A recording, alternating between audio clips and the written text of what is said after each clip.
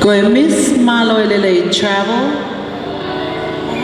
Miss Lina Ku'ulei Aloha e o ika ui po'oi koe whinemuia whikaono I he teunga matatahi o e whiawhini. Koe teunga o e Miss Maloi Lele Travel ki e whiawhini koe matalai hei lala. Koe hei lala, koe tahapeni o e ngahi kakala ulea koe tau tonga pe mo tau whatunga motua. Koe na tula o e akauni o tup whia maari e pe, whatatawengi koe tau unganga mo e nofua kai ngā. O mauluta pe merino maupe he nofa society, koe mea ia o kuia e whonuani koe o motua ngā o wha. Koe matarai a kau whaka eiki, ni ngā o e haki pe ki wharelahi, pia mo e ho eiki. Pea kone teunga akia he boni ki whakaha aki ai mahu inga mo e whakaofa o e matalai a kauni. Ko hono teunga o tui ki ai matala o e hei lala. Pea ko hono sei ko te matala pe moia o e hei lala. Pea o alahaia o iloa pe ko e ngatupai hei lala. Ko e urunganga o e tonga o walaha me iai ai whakapapa aki, whewei tokai aki, nofo melino pea mo e tauhi wā. Pea koe no oia I he whiawhini ke whakaha I aki ai whelala vei he tau nofo whatonga.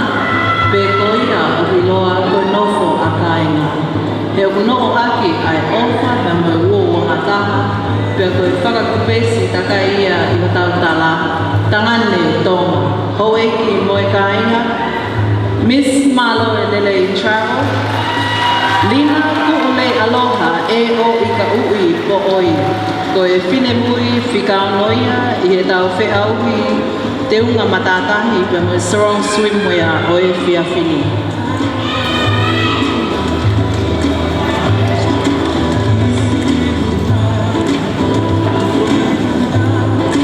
Ko Miss Maloi Lele Travel, Miss Lina ku'ulei aloha e o ika ui po oi.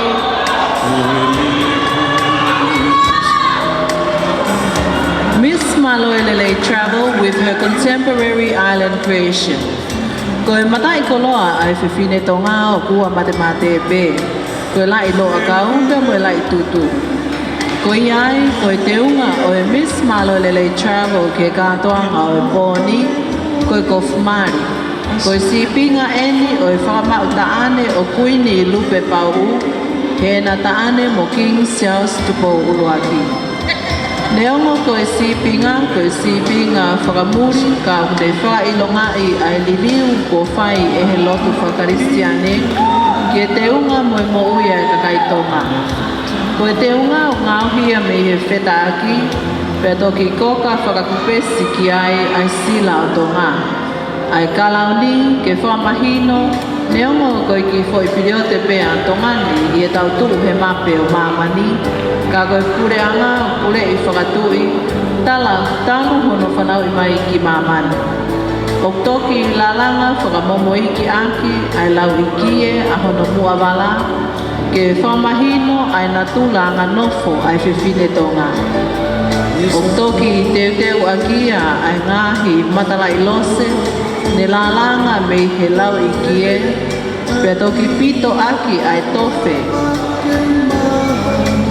Ko laa me he taulanga matai tofe. Ko hono kahoa, ko e hei lala o tui whakamata moana pia whaotsia. Ke whamahino mo whakaea, ai mo ui mo urunganga ai kakaitonga. Ko e kakai o kuanga mokomoko mo lototo, mamahi I mea, peanga whakakau mea pia mo ofa mo oni. Ko e wike hei lalaia, ko e wike o e whiohi whia, e whakakoloa ko whai elangi ke kātoanga hi whakalauni, ko e tui o tonga ko tawa o siani. O tui whakapare a malu a kia ai tuaniu, a hono ao pia mo e lau ikie, ke whamahino ai ke malu pia mauluta e tau nofo, ko e whalanga ki o tau unganga whakonua. Hoi ki moe kāinga ko e teunga ia o e Miss Maloi Lele Travel I he mamaka ka o skuia o e whiawhini I hono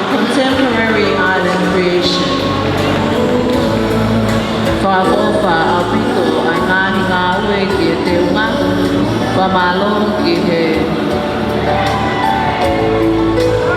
ngahi matua kau tau i whanau ngahi kau taha o kau whapaanga ai kau e kau whine mui e pōkalama o e whiawhini Pamalo e ngau e laha Pea mo i te ulahi ko mō hoko i e te unga ko ia tau te whito i e te unga wha osi ko ia o e whiawhini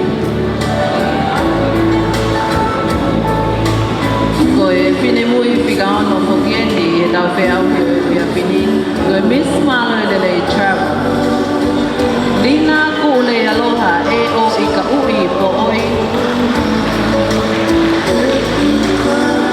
Me kolofo o pea mo whale noa hapai lolotonga nofo I Kapolei, Hawaii pea mo hono te unga Contemporary Island Creation Pamalo atu ki he mui whanonga malo ai kau mai ke pōkalama o e whiawhini.